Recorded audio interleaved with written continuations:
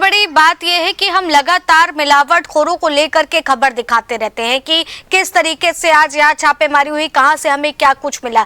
लेकिन इसी के साथ ही साथ जिस तरह से सरसों के तेल को लेकर के सामने आया है, ये बेहद हैरान करने वाला है और सोचने पर मजबूर भी करने वाला है। एक तरफ कार्रवाई को तो लेकर के बातचीत कर रहे हैं, लेकिन इस बीच में ये भी समझना जरूरी है कि क्या केवल अब फूड विभाग को गोडाउन में ही छापेमारी करनी पड़ेगी, बल्कि जैसा आपने भी कहा कि अब हर एक छोटी छोटी दुकानों पर जा करके देखना पड़ेगा, क्योंकि जिस बड़े पैमाने से ये पूरे एक तरह से एक जाल बिछाया गया है लोगों को बीमार करने का और चंद मुनाफे के लिए।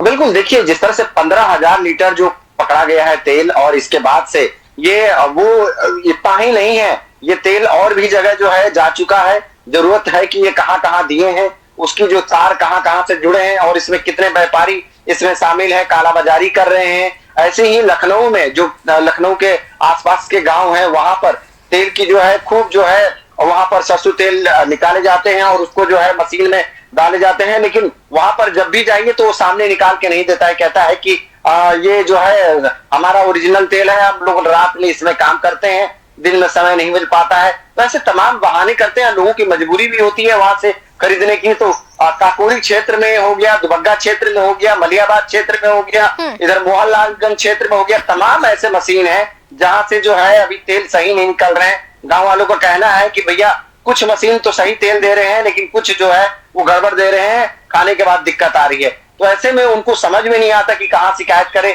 हम लोग के माध्यम से शिकायत अधिकारी तक जाता है, तब तक बहुत लेट हो चुका रहता है, काफी लोगों के घर तक वो तेल भी पहुंच चुका रहता है। तो जरूरत है कि फूड सेफ्टी डिपार्टमेंट जो है अपनी टीम गठित करे और जगह जगह पे जो है खास तौर से जो है कस्बे एरिया में, क्योंकि वो जान चुके हैं कि शहर में संभव नहीं है, शहर के लोग जागरूक हैं और कहीं ना कहीं इसकी जो है वीडियो वायरल कर देंगे और जल्दी ही हम पकड़े जाएंगे। तो अब ये गांव क्षेत्र को पकड़े हैं और गांव क्षेत्र से इस तरह से जो है हरकतें करके और काला बाजारी अपना जो है फल फूल रहा है उनका, और उसको पूरे प्रदेश भर में है वहीं से सप्लाई कर रहे हैं। तो जरूरत है कि फूड सेफ्टी डिपार्टमेंट गांव के तरफ भी बढ़ के इन जगहों पर जो है छापामारी करे। जी ठीक है, आपके पास लौटती हूँ। हमारे साथ में अनिल भी लगातार बने हुए हैं। अनिल, आपसे समझना चाहेंगे कि देखिए जिस तरह से हापुड़ में बड़ी कार्रवाई करते हुए अगर कहा जाए तो कच्चे दाने सरसों तेल की बिक्री पर पूरे उत्तर प्रदेश पर रोक लगा दी गई है।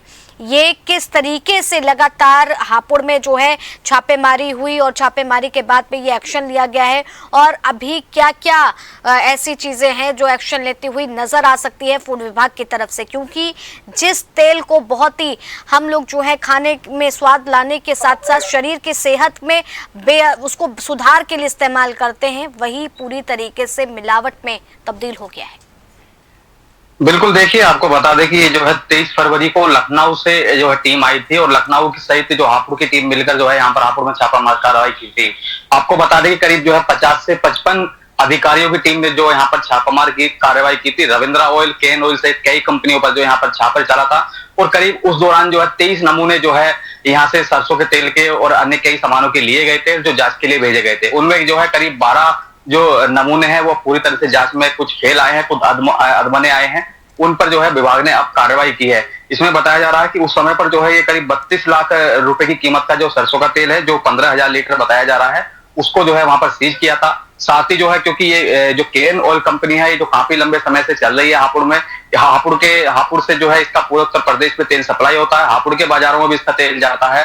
इस पर जो है ये बड़ी कार्रवाई की गई है, क्योंकि जब अधिकारियों ने यहाँ पर छापा डाला मारा था उस दौरान जब सैंपल लिए गए थे तो यहाँ पर जो है इन कंपनियों में बेहद ही ज्यादा जो गंदगी है वो पाई गई थी।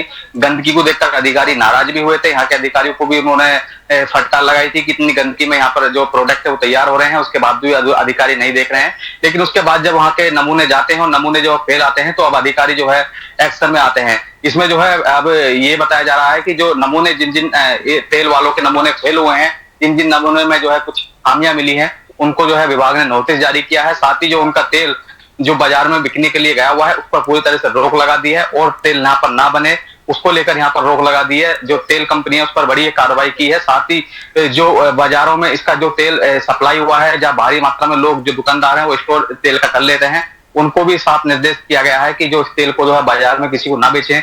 उसकी भी जांच पड़ताल की जा रही है कि कहां पर इसका तेल का स्टोरेज है उसकी भी जो है जांच पड़ताल यहाँ पर की जा रही है। साथ ही जो है अधिकारी ने इस कंपनी को नोटिस भी जारी किया है कि ये जो है अपनी गुणवत्ता में सुधार करें। हमारी जो है इस संबंध में अधिकारी से भी बात हुई थी, उन्होंने भी साफ तौर पर ये कहा है कि जो ये तेल कंपनी है जिनके नमूने फेल पाए गए हैं, जिनके नमूनों में कमियां पाई गई हैं, उनको जो है ये नोटिस जारी किया गया है कि वो अपने जो ये निर्माण है इसमें सुधार करें। जो आपके तेल में जो है कमियां पाई गई हैं इसमें आप सुधार करें, सुधार करने के बाद ही बेचें।